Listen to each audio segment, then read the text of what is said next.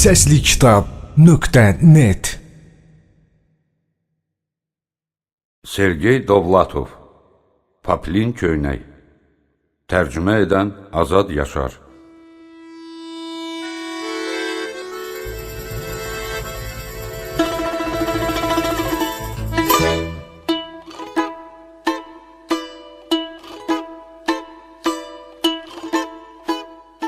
Arvadım həmişə deyir, Sırf öz tənbəlliyi üzündən səni tərk eləməyən kişi ilə yaşamaq ağılsızlıqdır. o həmişə hər şeyi şişirdir. Düzünə qalsa mən gərəksiz qayğılardan həmişə qurtulmağa can atıram. Nə gəldi yeyirəm.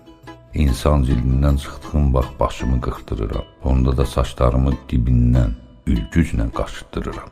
Sonraki 3 ayda bərbərə getməyim deyə. Səmimi etiraf edeyim ki, evdən çıxmağa da həvəs duymuram. Məni rahat buraxsınlar, bəsimdir.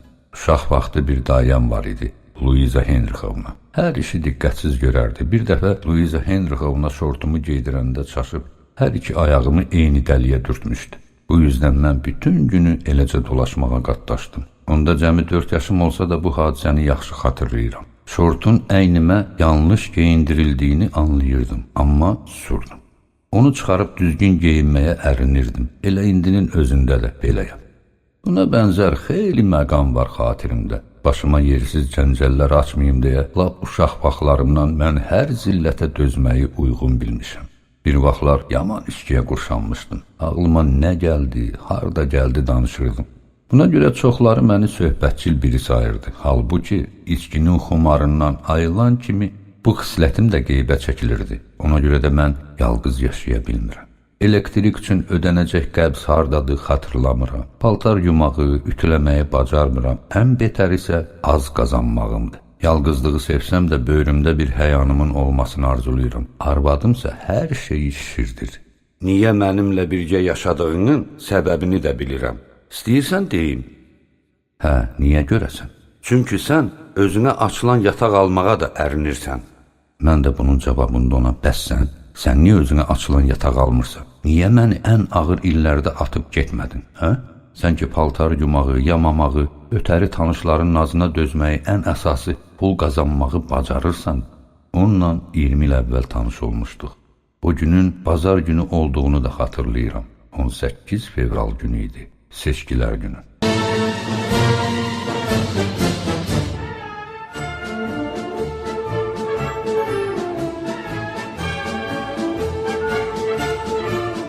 Təşviqatçılar ev-ev gəzirdilər. Sakinləri dilə tuturdular ki, səs verməyə imkan daxilində erkən getsinlər. Mən isə heç tələsib eləmirdim. Hətta əvvəllər 3 dəfə səs verməyə getməmişdim də. Yox, bunun səbəbi dissident baxışlarım deyildi. Daha çox bu mənasız hərəkətlərə içimdə bəslədiyim nifrətdən qaynaqlanırdı. Budur, qapı zəngi çalınır. Kandardakı gənc qadının əynində payız gödəkçəsi var. Zahirən məktəb müəlliməsinə, biraz da qarımış qıza bənzəyir. Gözlük taxmasa da əlində süni dəri ilə üzlənmiş dəftər tutub. O dəftərə göz atıb soyadımı söyləyir. Təklif eləyirəm, içəri keçib isinin biraz, çay için. Əynimdəki ev xalatının altından görünən ayaqlarımdan utanıram. Nəsillikcə hamımızın ayaqları kələ-kötürdü, həm də xələtində ləkələri vardı. Cavan xanım özünü təqdim elədi. Mən Yelena Borisovnayam, sizin təşviqatçınızam. Siz hələ də səs verməmisiniz. Bu sual yox, gizli qınaq sayılmalıydı. Təkrar dedim, çay içərsiniz, əlavə elədim. Anam da evdədir. Səs verməyəsə vaxt taparıq. Bu məqamda Yelena Borisovna heç gözləmədiyim halda təşviqata başladı.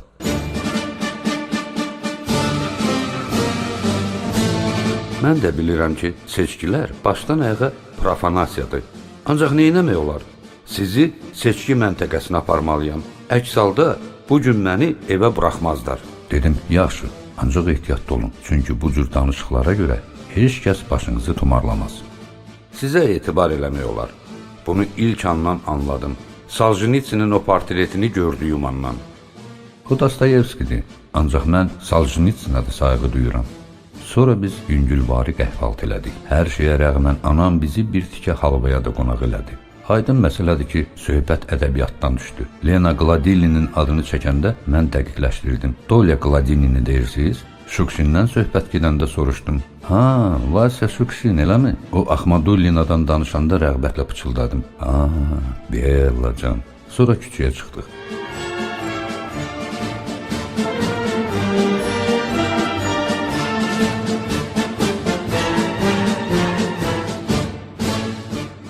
Binalar bayraqlarla bəzədilmişdi. Qarın üstə konfet kağızları gözə dəyirdi. Süpürgəçi Qrişa öz ratin paltosunda ora-bura gedir, şəllənirdi. Səs vermək könlümdən keçmirdi. Ona görə yox ki, ərinirdim. Çünki Yelena Borisovna könlümə yatmışdı. Axı bütün seçicilər səs versəydi, onu da evə buraxacaqdılar. Birlikdə İvanın uşaqlığı filminə baxdıq. Film yetərincə səviyyəli olduğundan ona heç cür ağız büzə bilmədim. O vaxtlar mən sadəcə dedektiv filmləri ağız dolusu tərifləyirdim. Çünki onlara baxarkən qismən dincəlirdim. Tarkovskinin filmini qıza əsl peşəkar kimi təriflədim. Bu ara onu da vurğuladım ki, son 6 ildə Tarkovski məndən bir ssenari istəyir. Kinodan çıxıb ədəbiyyatçılar evinə tərəf üz tutduq. Orada hansısa bir məşhur sima ilə rastlaşacağıma əmin idim. Axı mən hələlik, necə deyərlər, gənc qələm sahibi sayılırdım. Hətta Qranin də məni üzdən tanıyırdı. Bir vaxtlar Leningradda xeyli məşhur adam yaşayırdı. Məsələn, Çukovski, Aleynikov, Sorchenko, Harms və s. və ilaxır. Müharibədən sonra onların sayı yamanca azaldı. Bəziləri nəyinsə üstə güllələndi, qalanları isə Moskvaya köçüb getdi. Birlikdə restorana yollandıq. Şərab, buterbrod, pirojnalar sifariş elədik. Əslində, mən omlet sifarişi də verəcəkdim, amma fikrimdən daşındım. Böyük qardaşım həmişə mənə deyərdi, sən rəngli qidaları səliqə ilə yeməyi bacarmırsan. Əllərimi cibimdən çıxarmadan oradakı pulu saydım. Salonda bizdən başqa heç kəs yox idi. İçməyə başladıq. Yevtushenkanın həyatından 3 məcaranı elə danışdım ki, sanki bunların canlı şahidi olmuşdum. Məşhurlardan hələlik bir kimsə gözə dəymirdi. Müştərilərin sayı isə durmadan artmaqdaydı. Belə getsə mənim ümidlər verən bir yazar olduğumu Yelena Borisovna heç cür öyrənə bilməyəcəkdi. Bu vaxt yazar Dançikovski restorana girdi. Bəzi məqamları çıxmaq şərti ilə onu məşhur sima saymaq olardı. Bir ildən çox bizim ədəbi birliyə başçılıq elədiyindən Dançikovski məni yaxşı tanıyırdı. Budur o, restoranda peyda oldu. Səsimi qısaraq Yelena Borisovnaya pıçıldadım. Diqqət yetirin, şəxsən Dançikovski buradadır. Dançikovski salonun bir küncündə qoyulan musiqi avtomatına tərəf yönəldi. Yanımızdan ötərkən addımlarını yavaşıtdı. Mən özündən razı halda qədəhimi qaldırdım. Bizimlə salamlaşmayan Dançikovski dedi, sən o Avropada çıxan Yumereskanı oxudum. Məncə əsl zibildi. Biz saat 11-ə qədər restoranda oturduq. Seçki məntəqəsi o vaxt çoxdan qapanmışdı.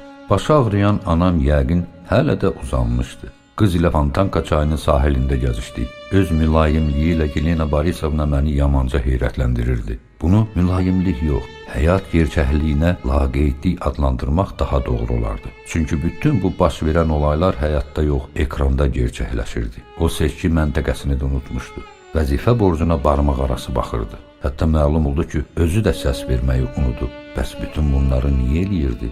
Uğursuz yumoreskalar yazan birisi ilə mərhəm münasibətlər xatirinə mən özüm də səs verməyə qatılmadım. Mən də öz vətəndaşlıq borcuma səhlənkar yanaşdım. Ancaq mən ümumiyyətlə götürəndə bənzərsiz tipəm. Görəsən onunla oxşar yönlərimiz nə idi? Düz 20 ildir ki, onunla evliyəm. Bu 20 il yanaşı, lakin ayrı-ayrılıqda, həyata laqeydlik içində keçirmişik biz.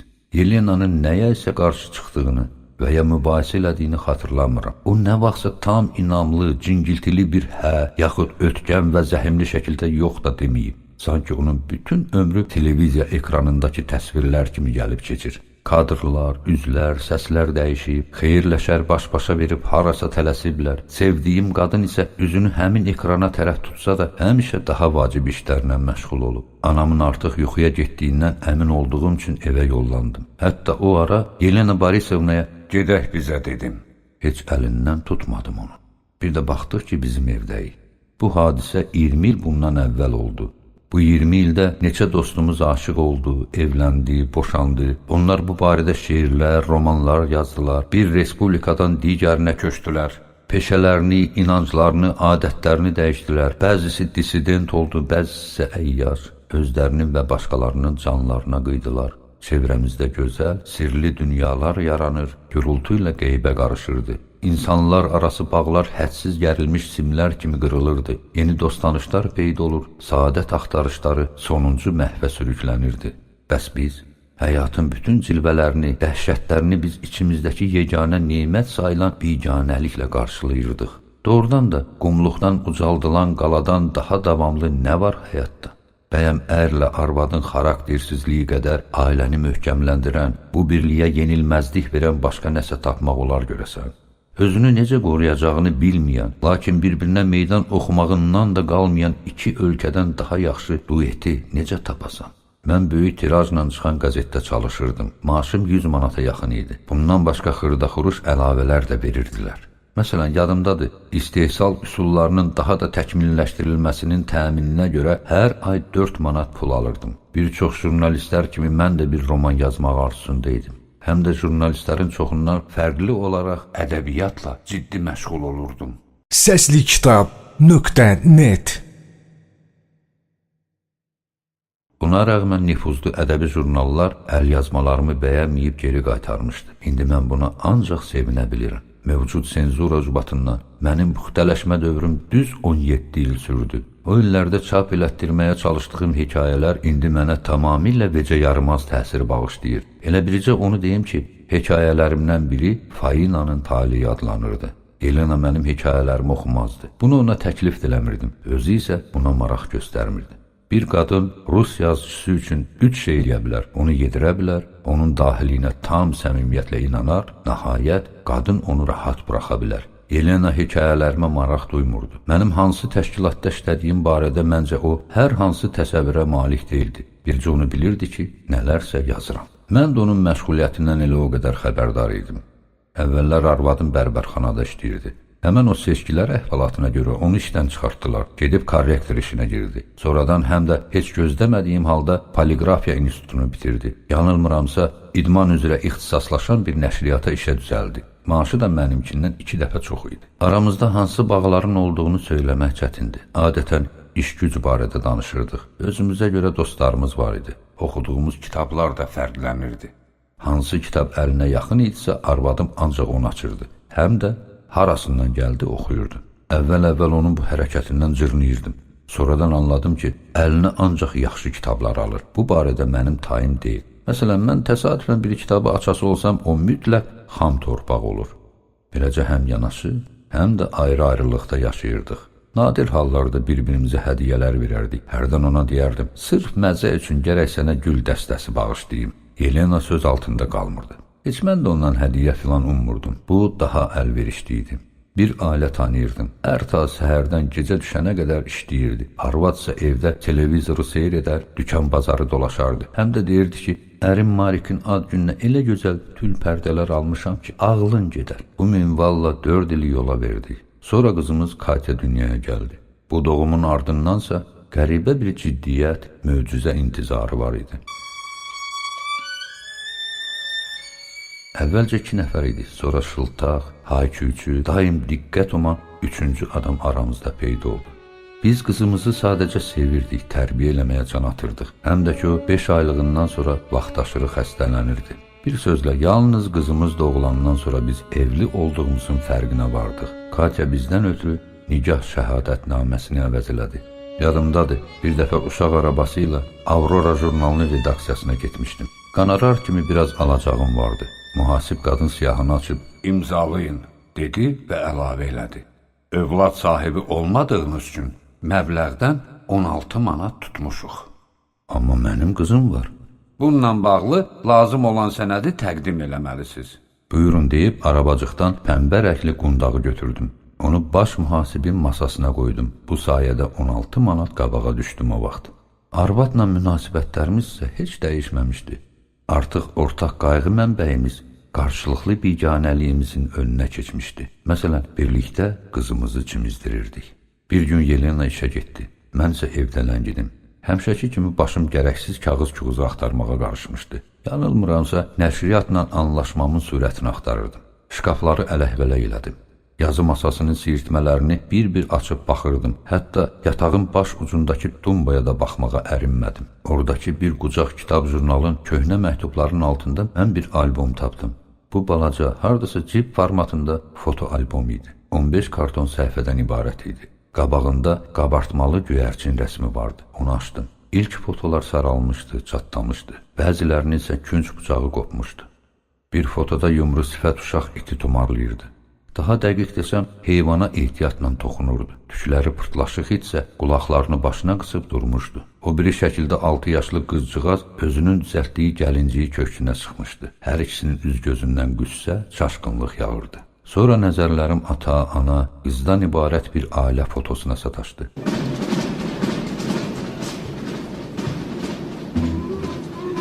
Ananın əynində uzun plaş, başında isə samandan hörülmüş şlyapa vardı. Plaşın uzun qollarının altından barmaq ucları güclə sezilirdi. Arvadımın əynindəki yun koftanın çiyinləri çıxıntılı idi. Qız sərt tərzdə dönüb kənarda nəyəsə baxırdı. Bundan dolayı onun payızlıq paltosu fotoda dumanlı çıxmışdı. Görünür, kadra girməyən nə isə onun diqqətini çəkibmiş. Bəlkə bu hansısa səfil it imiş. Arxa tərəfdə, ağacların ardında isə Sarskaya Sela liseyinin fasadı görünməkdə idi. Bütün fotolarda onu tanıyıram. Bir qrup xizəkçinin çəkdiyi kiçik ölçülü şəkildə də, kolxoz kitabxanasının böyründə çəkilən çox xırda fotoda da, hətta gənclər xoru üzvlərinin kollektiv şəklində də. Bu fotonun üzü indiyə qədər çox üzlər görüb yəqin. Nimdaş ayaqqabılar geymiş o qaşqabaqlı qızcığazı dərhal başqalarından seçirəm. Budur. Ucuzvari çimərlik paltarındakı utancaq cavan qız nəhəng Yevpatoriya yazısının yanında dayanıb. Kolxoz kitabxanasının böyründə duran başı ləçəkli tələbə qız da odur. Bütün şəkillərdə ən qüssəli üz onunkudur. Bir neçə səhifəni də çevirirəm. Artist Yakovlevin fotosu keçir əlimə.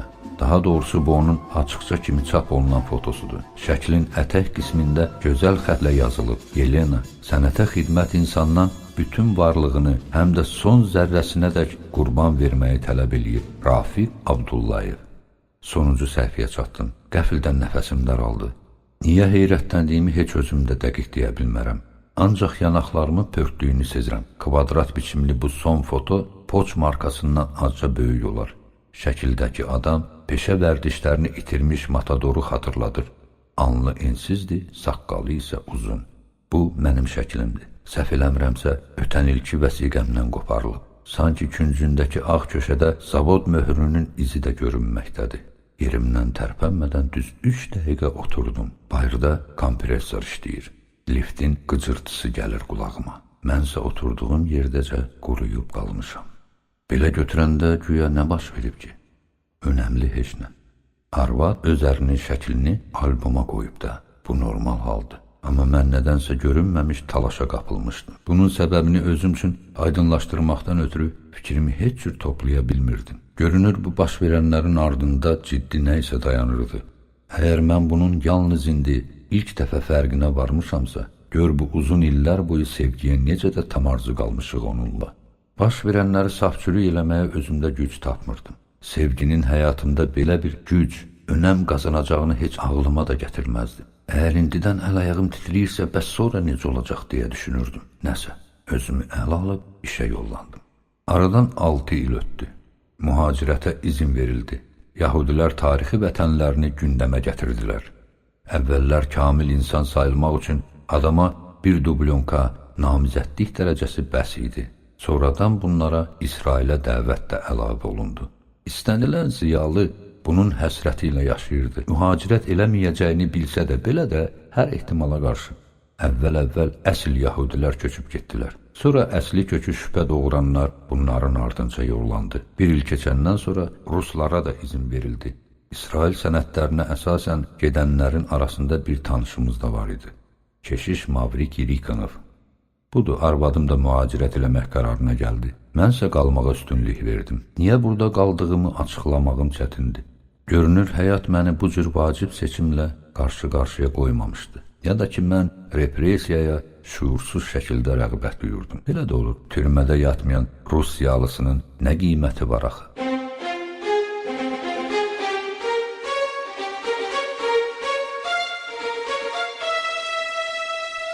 Arvadım qərarının qətiyyəti ilə məni yaman heyrətləndirmişdi. Axı Yelena üzək olaydı, başqalarının iradəsi ilə tez razılaşardı. Qəflətən o bunca ciddi, dönməz qərar vermişdi. Ona xaricdən göndərilən izin sənədlərində qırmızı möhürlər var idi. Saqqallı, qaşqabaqlı adamlar gəlib gedirdi yanına. Ona tənbəki kağızında yazılmış təlimatlar verib gedirdilər. Mənsə ən son məqama qədər buna inanmadım. Çünki bütün bunlar tamamilə ağla sığmaz görünürdü mənə. Lap Marsa səyahət kimi. And içirəm ki, sonuncu ana qədər buna inanmırdım. Nəsə bildiyim üçün inanmırdım. Adətən elə belə də olur. Nəhayət o lənətə gəlmiş an yetişdi. Sənədlər tam hazır idi. Viza da alınmışdı. Katya topladığı konfet kağızlarını, markaları rəfiqələrinə bağışladı. Bircə təyyarə bilet almaq qalırdı. Yelena qayğılar aləminə qərq olmuşdu. Mən artıq ikinci planda qalan birisi idim. Heç əvvəllər də mən onun üfüqlərini daraltmırdım. İndi isə o məni öz planlarına yerli dibli qatmırdı.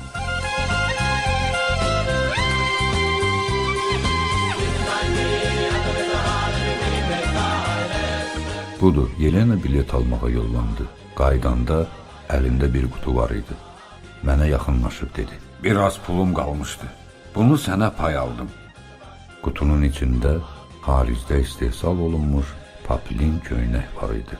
Yanılmıramsa Rumıniya malı idi.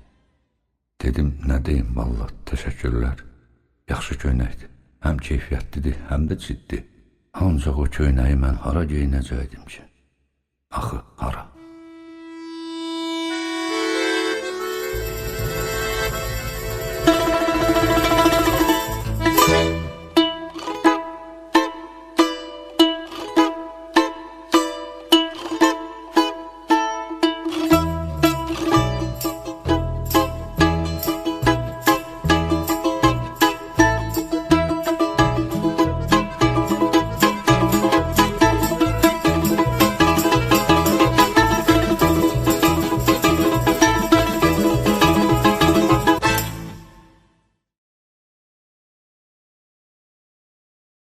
Səslikitab.net